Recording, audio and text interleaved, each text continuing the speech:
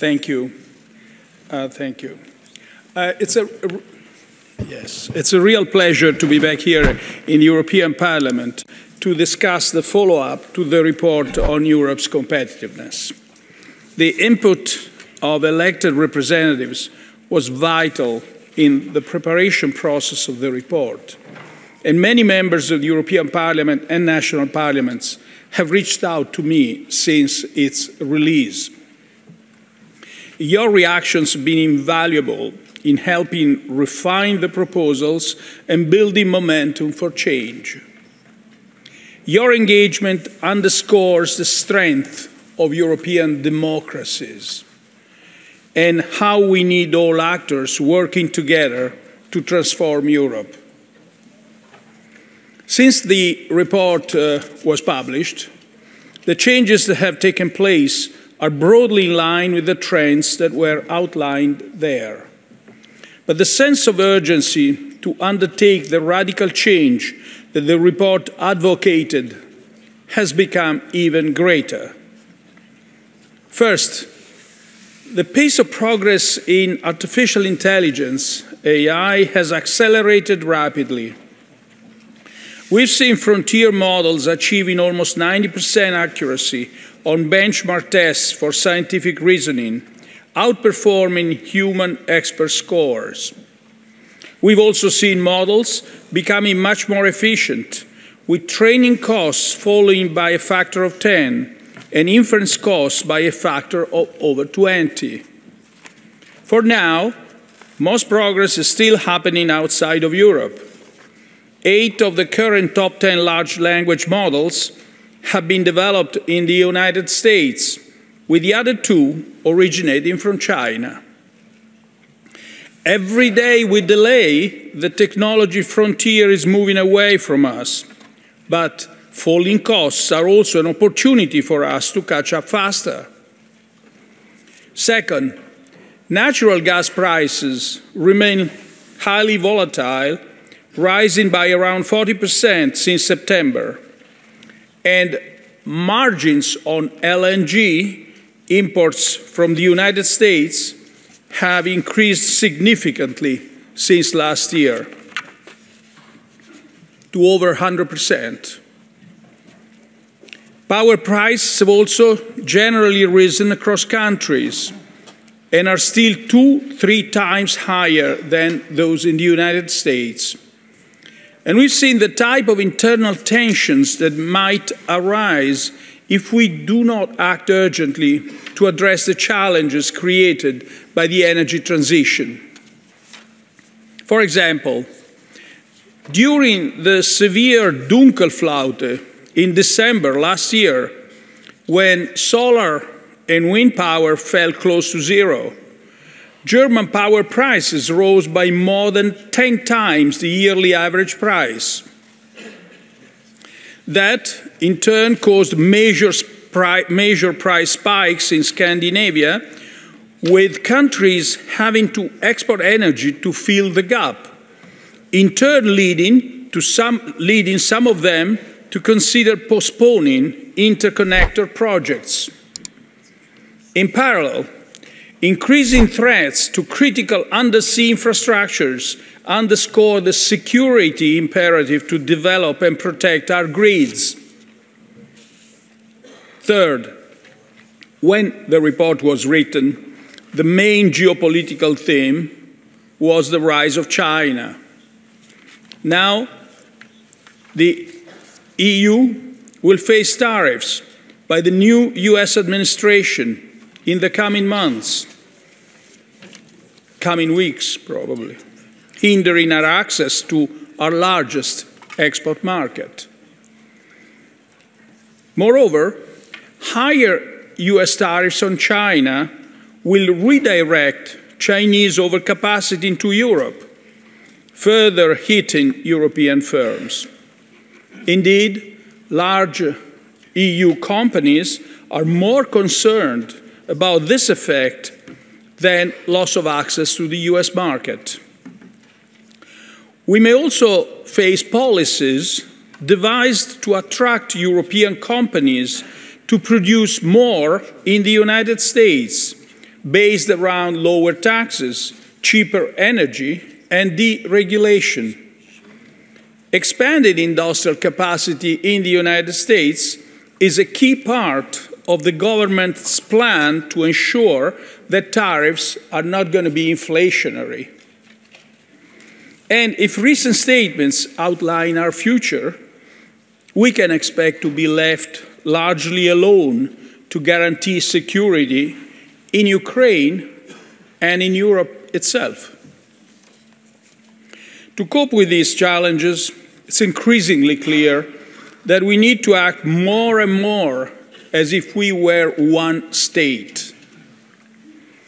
The complexity of the policy response involving research, industry, trade, and finance will require an unprecedented degree of coordination between all actors, national governments and parliaments, the Commission, and the European Parliament. The response must be fast, because time is not on our side, with the European economy stagnating while much of the world grows. The response must be commensurate with the size of the challenges, and it must be laser-focused on the sectors that will drive further growth. Speed, scale, and intensity will be essential. We must create the conditions for innovative companies to grow in Europe rather than staying small or moving to the United States. That means bringing down internal barriers, standardizing, harmonizing, simplifying national regulations, and pushing for a more equity-based capital market. We are often our worst enemy in this regard. We have an internal market that is of a similar size to that of the United States. We have the potential to act to scale, at scale. But the IMF estimates that our internal barriers are equivalent to a tariff of around 45% for manufacturing and 110% for services. And we have chosen a regulatory approach that has prioritized precaution over innovation, especially in the digital sector. For example, the GDPR is estimated to have increased the costs of data by 20% for EU companies. We also have a lot of savings in Europe that we could use to finance innovation. But, with a few notable exceptions, our countries mostly rely on bank lending that is generally not suited for this task. That leads us to spend more than 300 billion euros every year in savings overseas, because investment opportunities are lacking here. We must help our leading firms to catch up in the AI race by channeling more investment into computing infrastructure and digital networks. The recently announced EU AI Champions Initiative is a good example of how the public and the private sectors can work together to help close the innovation gap faster. If we act decisively and make Europe an attractive place for innovation, we have an opportunity to reverse the brain drain that has pulled many of our best scientists across the Atlantic. The report identifies several ways to expand our research capacity. And if we do so, our tradition of academic freedom and absence of cultural orientation in government funding can become our comparative advantage. Next, we have to bring down energy prices.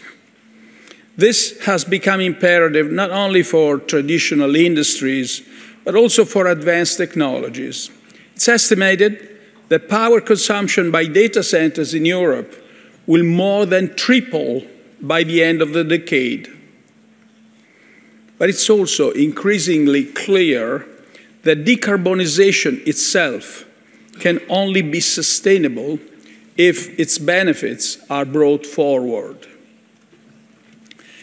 The report identifies a host of reasons for Europe's high energy prices beyond the fact that the EU is not a major natural gas producer. And these reasons are the limited coordination on national gas procurement, the functioning of the energy market, delays in installing renewable capacity, underdeveloped grids, high taxation, and high financial margins. These and other factors are all of our own making, and therefore, they can be changed if we have the will to do so. The report proposes several measures in this regard: reform of the energy market, much greater transparency in energy trading, more extensive use of long-term power contracts and long-term purchases of natural gas, and massive investment in grids and interconnections. It also calls not only for faster installation of renewables, but also for investment in clean baseload generation and flexibility solutions that we can draw on when renewables are not generating power. At the same time, we must ensure a level playing field for our innovative clean tech sector so that it can benefit from the opportunities of the transition.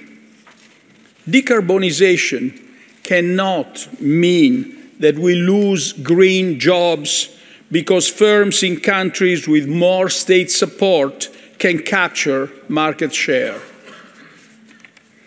Finally, the report addressed several vulnerabilities in Europe, one of which is our defense system, where fragmentation of industrial capacity along national lines prevents the necessary scale.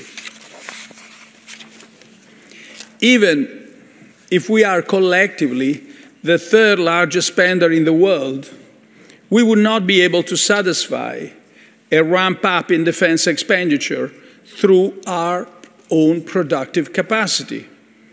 Our national defense systems are neither interoperable nor standardized in some key parts of the supply chain. This is one of the many examples where the European Union is less than the sum of its parts. Alongside acting to modernize the European economy, we need to manage the transition for our traditional industries. These industries remain important in Europe. Since 2012, the top 10 sectors with the fastest growing productivity have consisted almost entirely of so-called mid-tech sectors, like automotives and machinery. The manufacturing sector also employs around 30 million people, compared with 13 million in the United States. And in this world where geopolitical relationships are fastly evolving and protectionism is rising, retaining industries like steel and chemicals that provide inputs to the whole economy and are critical for defense has become strategic. Supporting traditional industries is often depicted as a binary choice. We can either choose to let them go and allow resources to move to new sectors, or we can sacrifice the development of new technologies and ultimately resign ourselves to permanently low growth. But the choice doesn't have to be so stark. If we carry out the reforms to make Europe more innovative, we'll relax many of the trade-offs between these goals. For example, if we exploit the economies of scale of our EU market and integrate our energy market, it will lower production costs everywhere.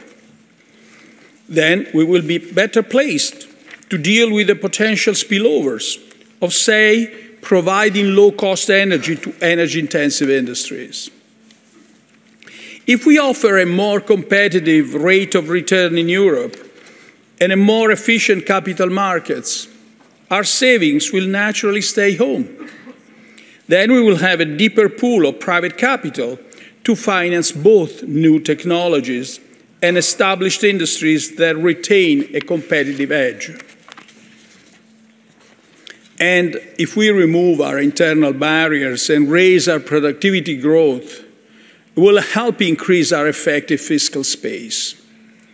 That will give us more capacity to finance projects that serve a public good, but that the private sector is unlikely to touch, such as the decarbonization of heavy industry. To give an illustration, the report estimated that increasing total factor productivity by just 2% over the next 10 years would reduce the fiscal costs for governments of financing necessary investments by 1/3. At the same time, removing internal barriers will make the fiscal multipliers of these investments higher. There is robust evidence that fiscal multipliers decrease with trade openness, as part of a fiscal impulse will be met by higher imports. And Europe's economy is very open to trade, more than twice the level of the United States, which is a symptom of our own high internal tariffs.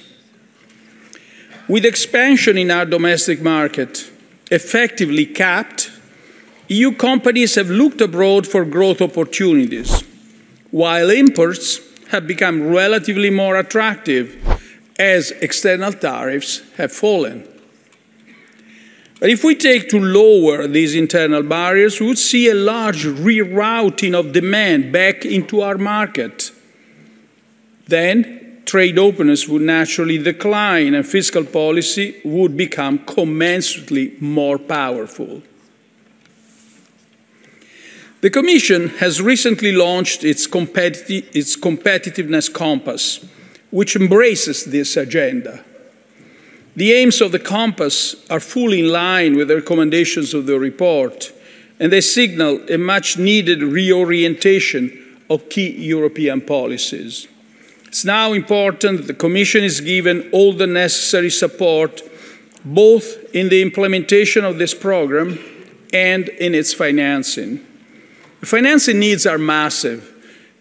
750, 800 billion a year is a conservative estimate. To increase financing capacity, the Commission is proposing a welcome rationalization of EU financing instruments, but there are no plans for new EU funds. The method being proposed is to combine EU instruments with more flexible use of state aid coordinated by a new European tool. While we hope that this construction will deliver the financial backing required, success will hinge on member states using the fiscal space they have available and being prepared to act within a European framework. But the Commission is only one actor.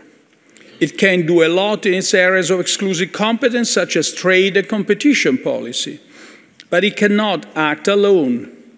The European Parliament, national parliaments, and national governments must stand by its side. The Parliament has a key role in play in making EU decisions faster. If we follow our usual legislative procedures, which often take up to 20 months, our policy responses may be outdated as soon as they are produced. We also rely on the Parliament to act as a protagonist, to build political unity, to create momentum for change, to hold policymakers to account for hesitation, and to carry out an ambitious action programme. We can revive the innovative spirit of our continent. We can regain our capacity to defend our interests. And we can give our people hope. The national governments and the parliaments of our continent and the European Commission and the European Parliament are called to be the guardians of this hope at the turning point in Europe's history. If united, we will rise to the challenge and succeed. Thank you.